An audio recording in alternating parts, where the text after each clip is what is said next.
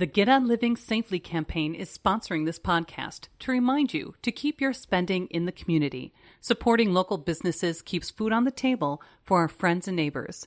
Follow them on social media and learn more at getonlivingsafely.com.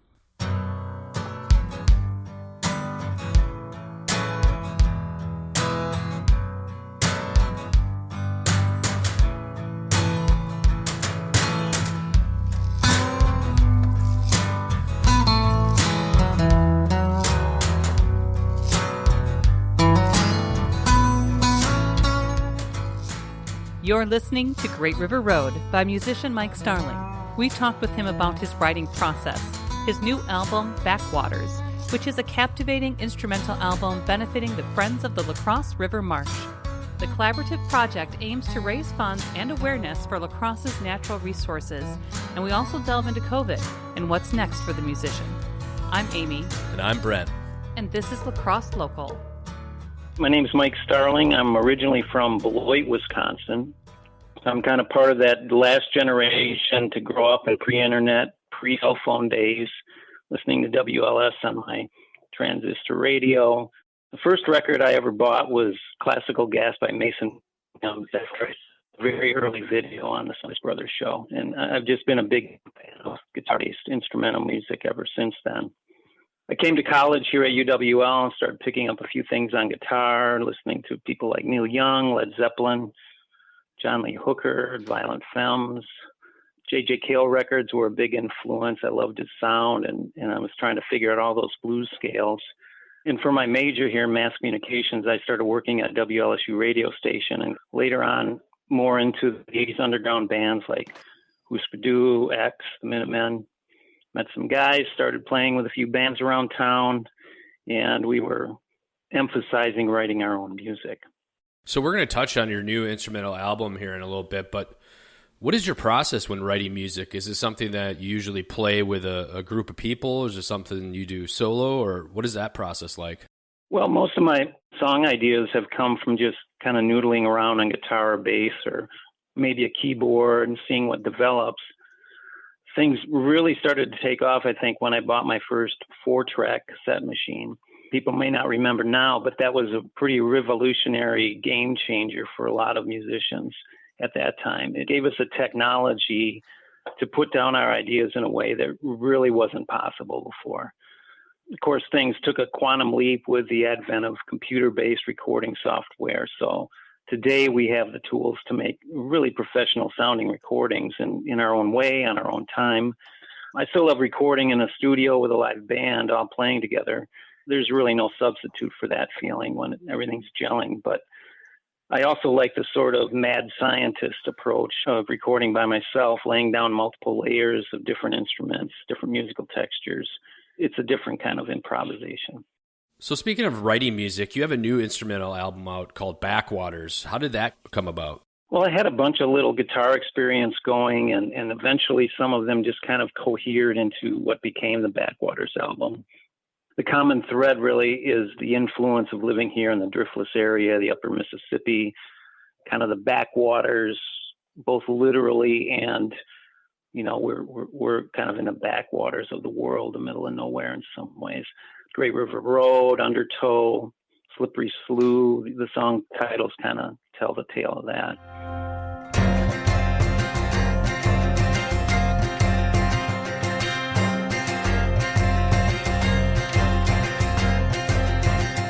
When I finished mixing the album, I approached my friend Brett Hoos to master it and to see if he might be interested in releasing it on his Momentous record label here, which has promoted a lot of really good area songwriters and jazz musicians.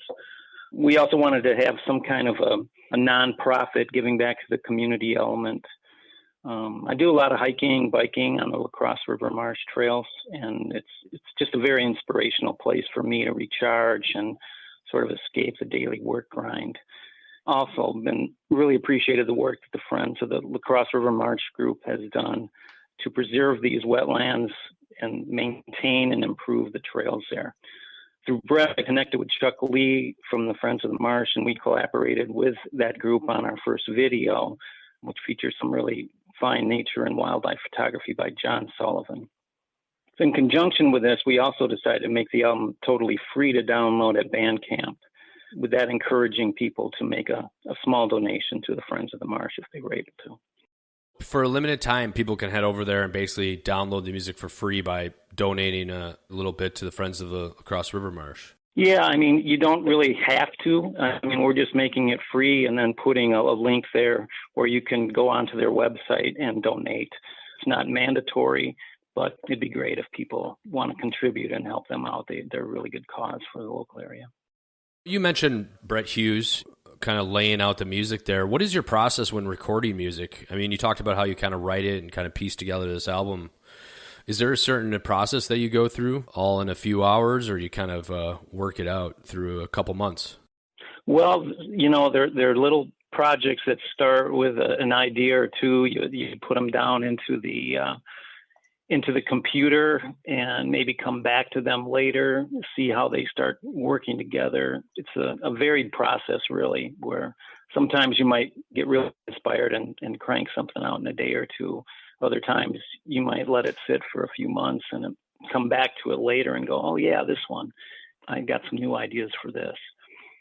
So what was cool about getting this album together was that, all the songs just started sounding like they were inspired by the rivers, the wildlife of this area, and living here. And that's the point where you just say, let's make an album on this. How has COVID been for you creatively? I mean, you released an album, but has it been something that's inspired something? I'm sure it's been also a lot of negatives to it, but how has COVID affected you? I haven't been performing live since I moved back to La Crosse in 2015, so COVID really hasn't impacted me in the same way it has a lot of my musician friends here and they're all around the world, really. But it probably did light a bit of a fire to quit procrastinating on some of my personal projects. And I guess the first result of that is the release of the Backwaters album. You have the new album. Sounds like you've been actively working. What's next for you? Do you have anything down the road that you're excited about? Yeah, I've got a few musical ideas brewing right now. And I also am just starting the very beginnings of a new project called I Remember Travel. I suppose this is directly inspired by how everything has changed here in 2020. Kind of looking at this as an ongoing web-based project in which I hope to find some cool ways to combine my music with photography, video, written stories.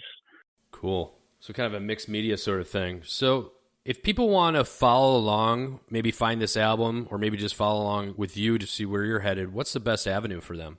I guess the best place and easiest to find is just my website, MikeStarling.com. There you'll get links to all my music and other projects, as well as the Bandcamp site. We also have some links on there to the Friends of the Marsh website, so you can find out more about what they're doing and support them if you think that's a good cause. La Crosse Local Podcast is a production of River Travel Media. Do you have an interview idea you would like to share with us? Message us on Facebook at La Crosse Locals.